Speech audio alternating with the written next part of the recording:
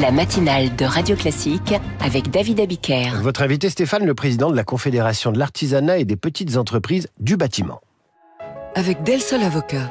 Del Sol Avocat, donnez toutes les chances à votre entreprise. Bonjour Jean-Christophe Répond. Bonjour. Bienvenue sur Radio Classique. L'activité a reculé de 6% l'an dernier dans le secteur du bâtiment. 35 000 personnes ont perdu leur emploi.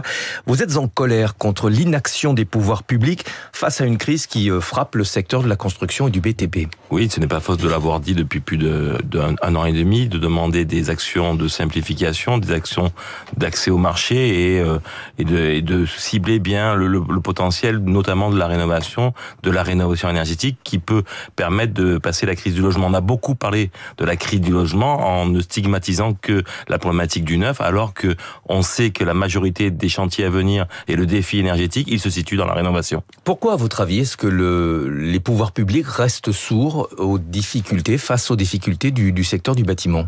On est bien conscient de l'élément politique, de la dissolution, de la censure, mais ça fait plus d'un an qu'on a pris des arbitrages, notamment avec les ministres de l'époque du logement et de la transition énergétique, et qui n'ont pas été arbitrés depuis. On a eu lundi un premier round sur la sous-traitance, les rentes sous-traitance par rapport au reconnu garant de l'environnement, donc à MaPrimeRénov' et à la rénovation énergétique. On a eu un premier round qui donne raison aux arbitrages qu'on avait vécu il y a un an, mais on demande à ce que le gouvernement prenne conscience de l'urgence maintenant de prioriser notamment la rénovation énergétique et donc de revoir son budget en laissant de l'autonomie et de la capacité d'investissement sur la rénovation énergétique pour les particuliers. Il y a urgence, la Fédération française du bâtiment parle potentiellement de 100 000 suppressions d'emplois dans votre secteur d'activité cette année. Vous dites que la situation pourrait s'enflammer rapidement. Concrètement, est-ce que ça veut dire que vous envisagez des manifestations, des blocages ? Pour nous, pour la CAPEB, pour l'artisanat du bâtiment, pour les structures de petite taille sur l'ensemble du territoire, on a eu la sensation depuis le Covid d'avoir joué le jeu et d'avoir relevé le défi et d'avoir été toujours présent pour maintenir l'activité. Et c'est vrai que à force de non-écoute du gouvernement, il y a une radicalité qui monte dans les territoires en disant la TPE, l'artisanat est toujours dernière roue du carrosse et n'est pas écoutée. Et donc, on a besoin, nous, à ce que le gouvernement donne des signes forts pour la TPE, pour l'artisanat, puisque je rappelle quand même que la majorité des entreprises du bâtiment sont des artisans. 97% du tissu du bâtiment, de la construction, sont constitués d'artisanat. 13 000 entreprises ont fait faillite l'an dernier dans votre secteur d'activité. Quel est le profil de ces entreprises ? Est-ce qu'on parle surtout de maçons, de plombiers, d'électriciens, ou est-ce que ce sont surtout des entreprises de rénovation énergétique ?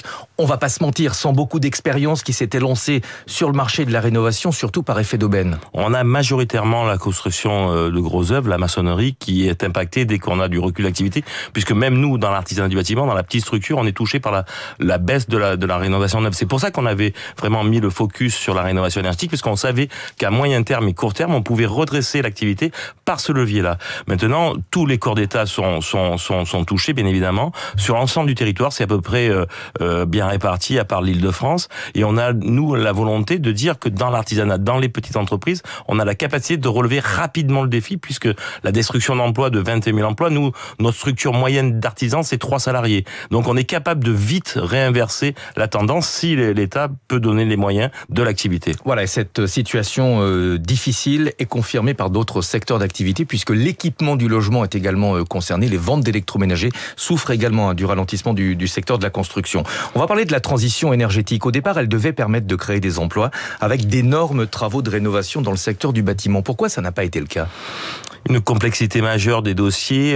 Nous avons actuellement le même nombre d'entreprises qui vont vers ce marché-là, qui sont labellisées pour pouvoir vous faire bénéficier de l'argent de l'État sur MaPrimeRénov'. RGE, le fameux RGE. Nous avons actuellement le même nombre qu'en 2015. Donc ça veut dire qu'il n'y a pas plus d'entreprises alors qu'on a un défi colossal de rénovation énergétique.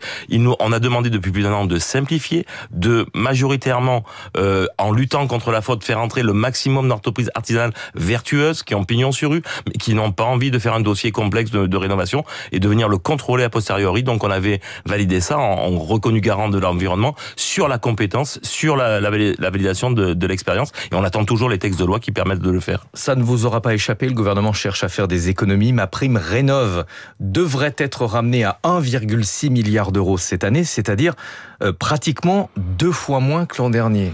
C'est un très mauvais calcul. Je l'entends, j'allais dire mathématiquement, mais c'est un très mauvais calcul d'investissement. C'est-à-dire que si on ne met pas de l'argent pour les particuliers, parce qu'on est bien d'accord que cet argent-là, le budget de MaPrimeRénov' qui était à 4 milliards l'année dernière, permettra un levier d'action de levée de fonds qui peut aller jusqu'à peu près 27 milliards de chiffre d'activité. Ce qui veut dire que 27 milliards de chiffre d'activité, c'est de la fiscalité pour le redressement des comptes publics. Ce sont des emplois. Ce sont des emplois. C'est de l'apprentissage. Donc c'est pour nous essentiel que c'est un investissement. 1 euro investi dans MaPrimeRénov', de l'argent public de l'ensemble des Français, c'est 3 euros de fiscalité. Vous dites que ça n'est pas de l'argent à fond perdu. Le budget 2025, qui est loin d'être adopté, les rapports se sont à nouveau tendus depuis quelques heures entre le Premier ministre François Bayrou et le Parti socialiste, qui menace de censurer le gouvernement. Ça vous inquiète ? Énormément, parce qu'on a fait une campagne, nous, auprès de la presse, sur nous faisons des propositions responsables, et vous, il est vraiment urgent que l'ensemble des politiques arrêtent de se censurer ou de ne pas faire passer un budget. On voit bien que l'attentisme et la problématique du logement font que l'investissement ne va pas dans la rénovation énergétique ou dans la rénovation tout court, elle va dans l'épargne, et il faut à tout prix que les Français aient une ligne, une direction, et on attend du gouvernement qu'il soit responsable et qu'il prenne des décisions. La circulaire Retailleau du ministre de l'Intérieur durcit les conditions de régularisation des sans-papiers. Est-ce que, là encore, vous êtes inquiet pour le secteur du bâtiment qui emploie beaucoup de main-d'œuvre étrangère ? Et ça n'est pas le seul secteur. On a toujours eu besoin de recrutement et j'espère qu'on en aura besoin puisque les études sur la rénovation énergétique notamment demandent 200 à 300 000 emplois à création d'ici 5-10 ans. Et donc, inévitablement, nous aurons besoin de main-d'œuvre étrangère. Donc, arrêtons de nous animer sur des problématiques d'immigration. Le secteur du bâtiment a toujours intégré des flux migratoires, a toujours assimilé des flux migratoires. Donc pour nous, c'est une anecdote. On aura besoin de jeunes Français, de jeunes Françaises qui viennent dans le bâtiment, dans la rénovation énergétique, dans le maintien à domicile, pour pouvoir relever le défi sociétal que la CAPEB veut relever. Même en phase de ralentissement, sans main-d'œuvre étrangère, le secteur du bâtiment ne peut pas fonctionner ? Il aura du mal à fonctionner puisqu'on a une pyramide des âges qui est pas très favorable et on a besoin d'attractivité dans nos métiers, puisque je le dis, la génération Z peut correspondre totalement au défi de la création d'entreprise dans un secteur de la construction. Quand vous êtes entrepreneur d'une petite structure artisanale dans l'ensemble du territoire, vous vivez à proximité de votre vie, vous avez une capacité de fournir de l'économie, de l'emploi et de vivre bien en servant quelque chose dans la société. Merci beaucoup Jean-Christophe Répond, président de la CAPEB. Merci à tous les deux. Stéphane, à demain 6h pour le tour de l'actualité économique. À suivre les coulisses de la politique. Certains ministres redoutent la censure du budget la semaine prochaine. Ils font pas encore leur carton, mais certains y pensent. Mais tout de suite, la faute, l'explication et le corriger. C'est l'heure de Karine Dijoux, Radio